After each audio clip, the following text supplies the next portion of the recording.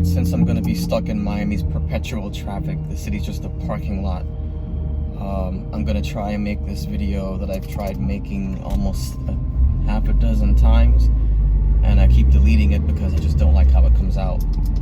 But with the coronavirus in the media, it's still flu season, people are still getting sick with just a common cold. I wanted to do a video basically explaining steps that one can take, those of us that go to the gym frequently, to try and prevent ourselves from getting sick. There's no guarantees, of course, and professionals will say you should get a flu shot, but as far as I know, the way flu shots work is they try to anticipate the mutation of the Fluvirus, and they try to create, I don't know if I'm using the right term, biomarkers, antibodies. I'm not sure what the term is, to be honest with you. This is not my area of expertise.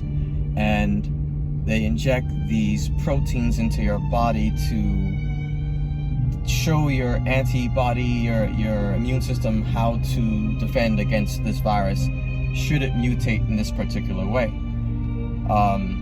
And of course, this isn't always effective. There's been times where people have gone and gotten the flu shot and it had like an efficacy of 0 or something like that. I don't know. But aside from that obvious point, the other obvious point, I guess that's number one. Number two, and this may seem obvious to some and not so much to others, but if you're gonna go to the gym, wash your hands. Go to the bathroom, wash your hands before you work out. This is a courtesy for others as well. This is not just for you. This will lower the risk of spreading infections, pathogens on the various equipment.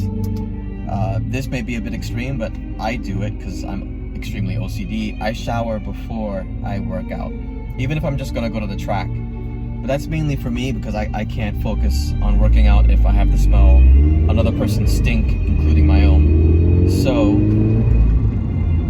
yeah. Now, during the workout, this gets complicated because, to be honest, in my experience, most gyms aren't very clean. I even worked briefly in Equinox in the Coral Gables area. That was a miserable experience. It's cleaner than most gyms, but you know, if I owned a gym, being as OCD as I am, I would implement things that I haven't seen any other gym do.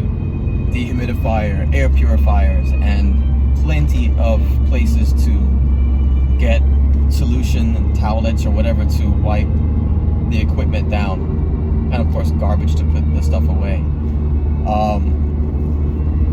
Also, something to keep in mind, many gyms do have things you can use to wipe down the equipment, but the reality is, and from a capitalist point of view, it would be in that gym's best interest to water down, dilute, or purchase the cheapest solution they can get their hands on, because they're in a business to make money. They're not concerned about your health. So as long as you can't prove that something ill occurred to them as a result of their negligence, they're good to go. So I would recommend, I know this may seem extreme, but purchasing some of those Clorox wipes or something similar and using that to wipe down your equipment. Will you look like an OCD freak for pulling out Clorox wipes and wiping down the seats when there's stations in the gym already available to get a solution and wipe down stuff? Yeah, you probably look like an OCD freak like I do. But if your goal is to reduce the risk of getting sick, then that's what you should do. Also, as a courtesy, wipe down equipment, machines, and whatnot after you use them, as a courtesy to others as well, right? You know, I don't know. Maybe camera reported ahead. Maybe others will see what you do, and maybe you'll set an example. Doubtful, but I don't know. I know in my experience growing up and visiting more than a few male public bathrooms, human males are pretty filthy, and a lot of them will use the bathroom and not wash their hands. But I also saw an article recently that said that millennials and each younger generation, so I guess Generation Z after them, are even filthier. That they took a survey of a bunch of millennials and Generation Zs, and a lot of them admit to not washing their hands in various scenarios. And this one I found girls, but based on my experience, I'm not surprised that a lot of them don't shower more than, say, once a day. Hell, I shower on average 3 to 4 times a day, and I thought maybe it's because of the economic crunch. That's why. But I mean, taking a shower really to defunctify yourself, is that a word? I made that word up. Shouldn't take more than 5 or 10 minutes. So I don't know how much, and I don't think water bill's very high, but you know, I'm trying not to judge. And as far as I know, even though everything else is skyrocketing in price, deodorant, essential oils, things like that still aren't extremely expensive. Stop looking at me and drive.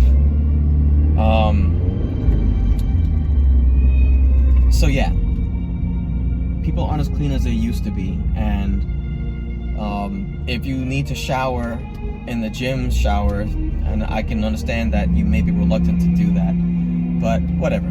Shower before and after the workout. Does that seem extreme? Yeah, maybe, but let's be honest. If someone who had some sort of fungi, bacteria, whatever, infection on their skin, and they lay down and work out with their sweaty bodies on a machine, they're gonna leave some of those pathogens on that bench, on that machine. You sit on that machine, and you might have perfectly dry clothes, but if the machine's wet, moist, from their sweat, there's a good chance those pathogens are gonna go through your porous clothing and onto your skin and affect you. The chance is even greater if you're sweaty yourself. So, shower before and after you work out, wipe the seats down,